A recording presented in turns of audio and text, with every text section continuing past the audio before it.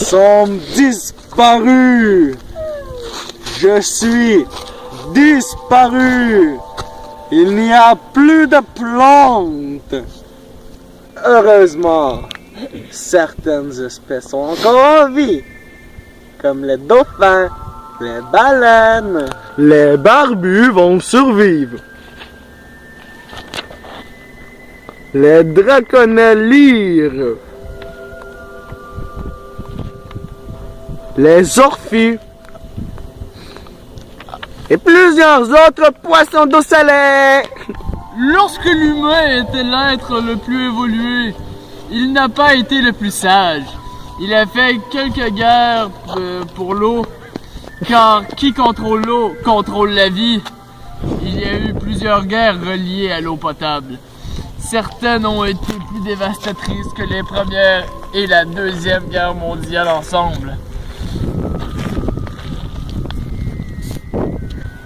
Vers 2025, 3 milliards de personnes souffraient de manque d'eau.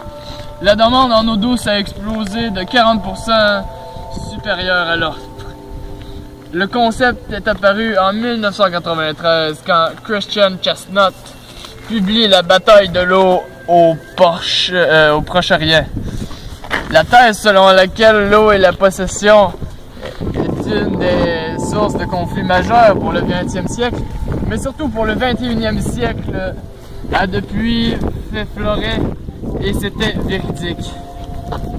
Un pays qui manque d'eau est un pays qui ne peut ni nourrir sa population, ni se développer. D'ailleurs, la consommation en eau par habitant est désormais considérée comme un indicateur du développement économique d'un pays. Selon une étude des Nations Unies, l'eau pourrait même devenir d'ici 50 ans un bien plus précieux que le pétrole. L'eau est un élément indispensable non seulement à la consommation humaine, mais aussi à l'agriculture, qui représente 70% de la consommation d'eau douce mondiale, mais aussi à l'industrie, pour la production d'énergie, mais aussi pour l'industrie minière, chimique, textile, etc. La planète était recouverte de 71% d'eau, mais il n'y avait que 1,4 milliard de personnes qui n'avaient pas accès à l'eau potable. Sur ce 71%, seulement 3% de cette eau était potable. Après les eaux de surface, on s'est donc mis à puiser dans les nappes phréatiques. En Chine, le niveau de certains aquifères a ainsi chuté de plus de 50 mètres à 40 ans.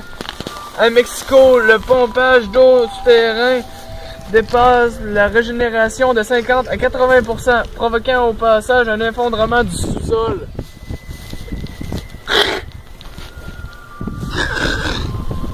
Si la Terre est bien la planète de l'eau, c'est avant tout la planète de l'eau salée dans les mers intérieures et les océans, mais aussi dans certaines nappes souterraines, soit 97,2% du volume.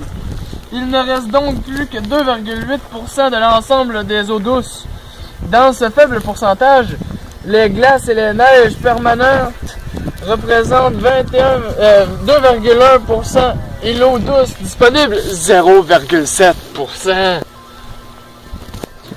Nous aurions pu éviter tout cela en gérant l'eau comme un bien commun, de la préserver tant en quantité qu'en qualité, d'en prévenir toute pollution et de s'assurer qu'elle ne devienne pas une source de conflit et que sa répartition ne viole pas les droits humains.